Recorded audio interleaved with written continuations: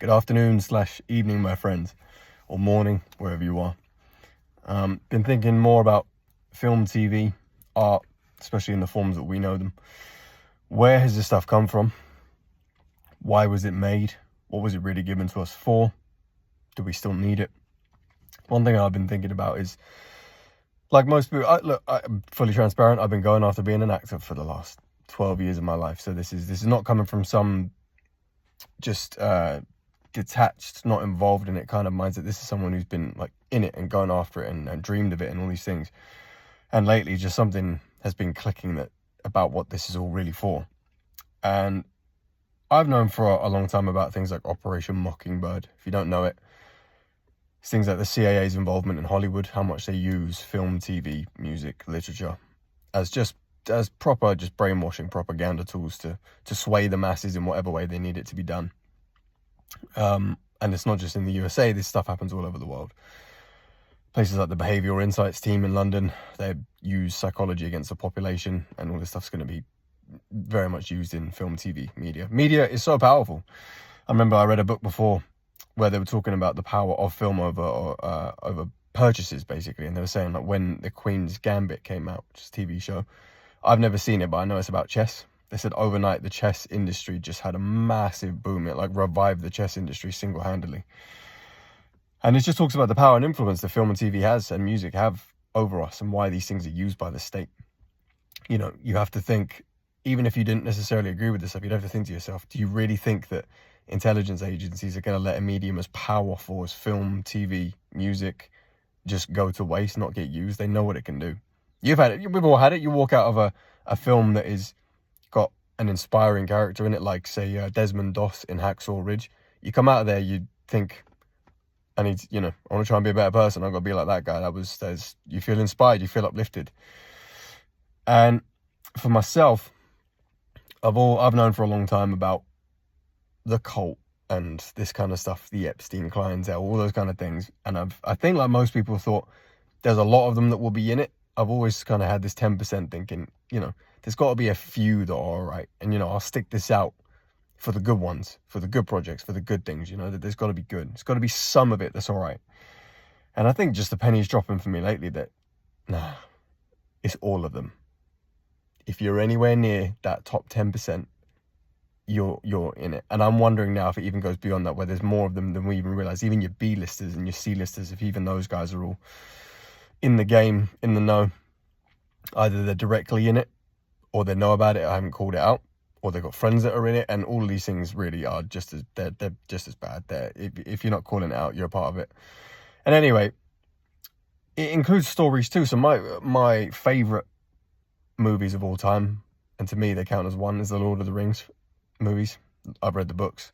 They all count as one. I know it's not the quote, don't at me, but it applies. And even that, I've started to question, like, even the stories that do make us feel uplifted and positive, you think, well, why have they been allowed to be released? If they have a good effect on people, why are they in cinemas? Because that's not what these things are for. Film and TV, especially, and modern music in their inception, they're not been created for good. They've been created to distract us and to divide us and to keep our eyes on the shining lights, Ooh, sparkly, look at the life I could have. Preying on people's need as children to be seen and heard and loved and valued. That's where it comes from. Like for myself, one of the things that probably led into me wanting to be an actor is when I was a kid, I had a pretty fucked up time, and I used to love playing with my toys. I'd go in my room, Star Wars toys, Lord of the Rings, wrestlers, whatever, you name it. And I'd just sit in my room playing for hours, creating my own little universe, my own little stories, my own little battles and all this stuff. So, of course, growing up older, it's like, I want to be a part of that world that's been so important for me as a distraction. And needing it so as a kid at times, I think having something within your control, something away from the world, something that's just safe and playful and fun. There's a reason why we have these distractions. And so almost no judgment of what we've needed. I think we've come through a time when mankind, we've needed distraction. We've needed escapism. We've needed storytelling. Just not entirely sure we're needing it anymore. But anyway, back on the point of why would they allow seemingly good stories to be made? And it got me thinking, number one, if the story is just good, say like The Lord of the Rings, it is a good story. There's a lot of good morals in there. It's a good story. So you think, okay, why has that been pushed to the front? Like it's weird. It's not the same sort of limelight as an Avengers, but it is it's an A-list movie, you know, in Hollywood, and the A-list actors are the ones that are in there. So you think, okay, the reason why we've been showing it is because even if the story is really good and moral, it's got a bunch of Epstein PDF files in it. So it's kind of inverting. It's a bit of an inversion that way, that we're still celebrating these dodgy fuckers. The other thing, and I've been wondering if this is more likely, is that for the last 100 years, film specifically, and TV shows, you go into the cinema, you watch something like a Lord of the Rings, you have a great feeling. You're like, yes, the good guys have won. Like, good has triumphed over evil. So you get the feeling of it, but then you go back to your life and you just do all the same things. And you haven't conquered the villain.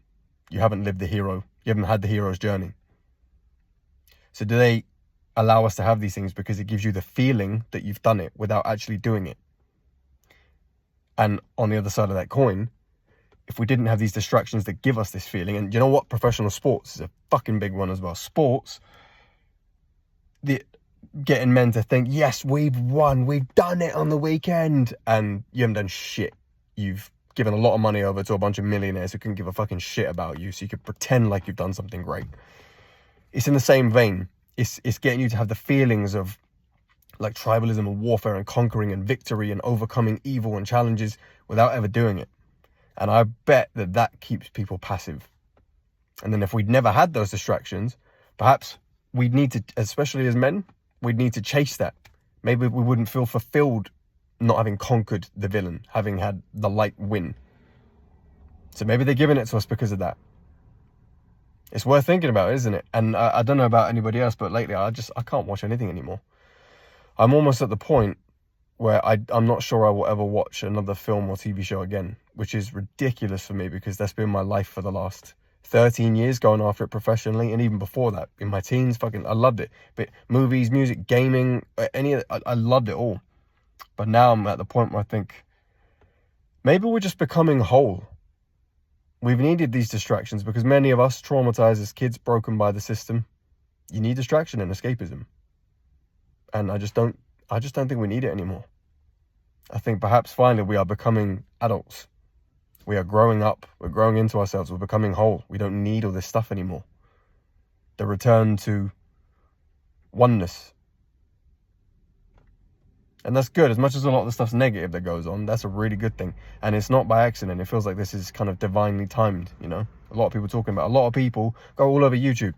I guess accounts like this one, you've got people everywhere saying how they're just feeling not depressed or down, but just disillusioned, just disconnected. They don't feel it anymore. Good. The old systems need to die.